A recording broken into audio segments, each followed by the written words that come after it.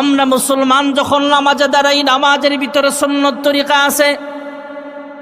আমরা মুসলমান যখন বিবাহ শাদীতে যাই, সেখানেও সুন্নত তরিকা আছে না নাই?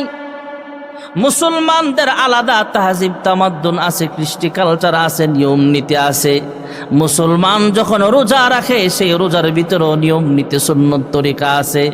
মুসলমান যখন সংসদ সদস্য হয়, মুসলমান রাষ্ট্র যখন মুসলমানরা চালায়, সংসদে বৈশাও মুসলমানরা সুন্নত তরিকায় দেশ চালাবে।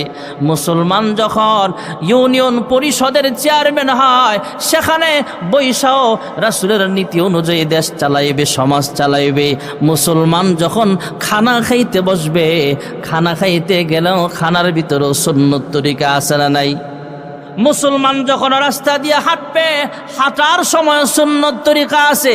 মুসলমান যদি কোনো পোশাক পরে, সেখানেও সুন্নত আছে। মুসলমান যদি যুদ্ধের ময়দানে যুদ্ধ করতে যায়, সেখানেও সুন্নত তরিকা আছে। মুসলমান যখন এক দেশ থেকে আরেক দেশে সফরে যায়, 48 মাইল দূরে সফরে বের হয়, তাহলে সেখানেও নিয়ম নীতি আছে। নামাজের ক্ষেত্রে নিয়ম নীতি আছে, সফরের কিছু সুন্নত তরিকা আছে।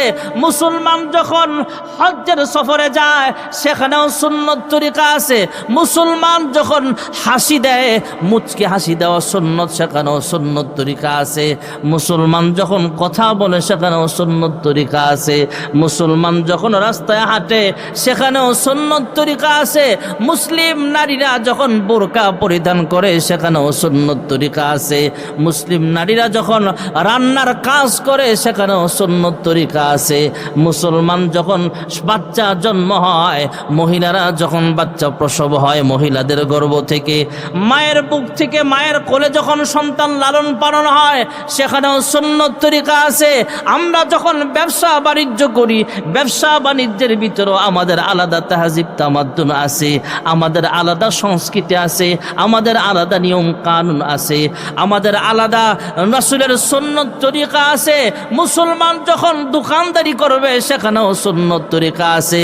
মুসলমান যখন টয়লেট ব্যবহার করবে, টয়লেটে ঢুকবে আর বের হবে, সেখানেও সুন্নত তরিকা আছে। পৃথিবীর সবচাইতে দামি জায়গাগুলো হলো মসজিদ।